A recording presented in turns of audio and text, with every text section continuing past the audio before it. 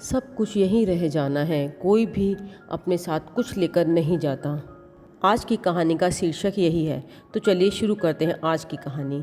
एक राज्य में एक बार एक सन्यासी आया और सीधा राजा के महल में चला गया। उस सन्यासी की वेशभूषा को देखकर राजा के किसी भी सिपाही ने उसे अंदर जाने से नहीं रोका। वो सन्यासी सीधा राजा के दरबार में चला गया।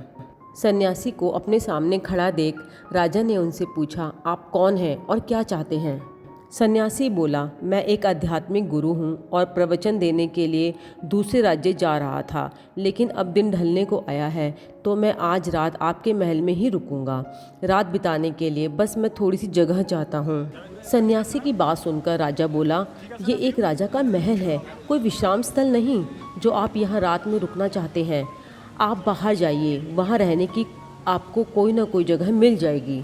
सन्यासी ने राजा से फिर प्रश्न किया, महाराज क्या मैं जान सकता हूँ कि आपसे पहले ये महल किसका था? राजा बोला, मेरे पिताजी का था, क्योंकि मुझसे पहले वही राजा था। सन्यासी ने फिर प्रश्न किया, अच्छा तो अब आपके पिताजी कहाँ हैं? राजा बोला, अब वो इस दुनिया में नहीं रहे, उन्हीं के बाद तो मैं राजा बना। अच्छा, आपके पिताजी से पहले ये महल किसका था? सन्यासी ने फिर प्रश्न पूछा। राजा को अब गुस्सा आने लगा, लेकिन फिर भी उसने शांत होकर जवाब दिया, मेरे पिताजी से पहले ये महल मेरे दादाजी का था और अब वो भी इस दुनिया में नहीं हैं। अब सन्यासी बोला, ये जगह जो ना कल तुम्हारी थी और ना ही तुम्हारे जाने के बाद ये किसी और की होगी। इस संसार में लोग कुछ ही समय रह पाते हैं और फिर चले जाते हैं। जहाँ हम अपना समय बिताते हैं वही हमारा विश्राम स्थल है। ना तुम इसे अपने साथ लेकर जा पाओगे ना ही कोई और। बताओ, ये महल एक विश्राम स्थल नहीं है तो और क्या है? राजा उनकी बात समझ गया और हाथ जोड़कर माफ़ी मांगने लगा। उसने सन्यासी को रुकने को जगह दे दी। ना जाने ये दुनिया किस पे इतराती है, सब कुछ यहीं रह जाता है जब घड़ी वो आती है। पानी के बुलबुले सी औकात है दुनिया की, फिर भी ये सदियों का सामान सजाती है। यहाँ क्या तेरा मेरा नहीं, कोई किसी का है, नादान है ये दुनिया जो अपना बताती है।